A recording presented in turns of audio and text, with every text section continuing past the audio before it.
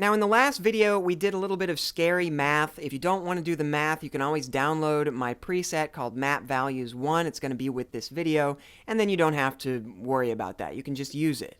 But unfortunately, that's not the only math we need to do for this to work. If you'll recall, what we want to do is take this locator and adjust its luminous intensity and have that control the brightness of the colors on our locator.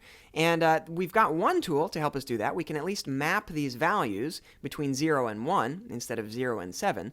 But now we need to be able to kind of subtract those from the color on our RGB inputs here. And for that, we're going to need a new piece of math. So unfortunately, we do need to do a little bit more rigging here. So again, if you don't like it, no problem. You can just do your own thing. Okay, so to start this out, we'll make a new group, and I'm going to call this one brightness. Okay?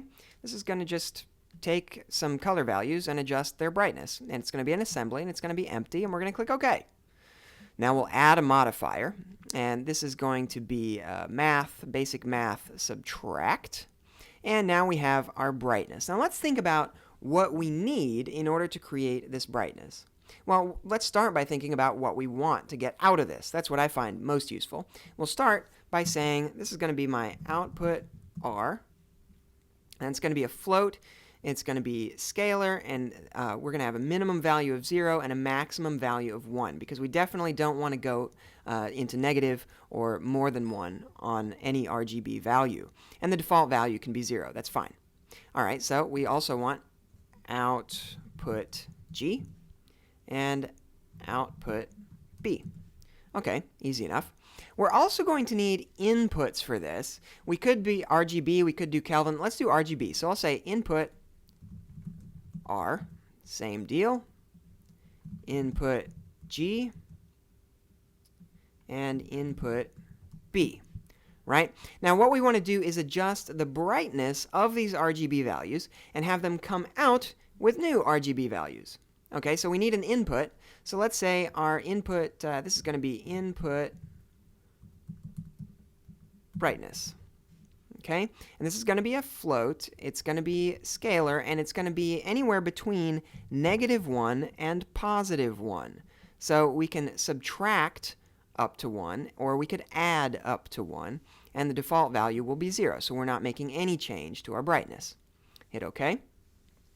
And essentially, to do this, all we have to do is take our RG and B values, which happen to be numbers between 0 and 1, and we need to add or subtract the input brightness to those one by one, and then output them on the other end.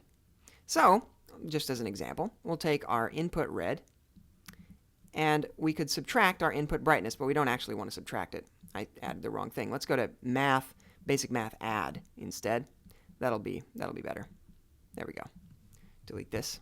Perfect. Now we'll take our input brightness and add that to our R value, and then we output it to our output R value, just like that.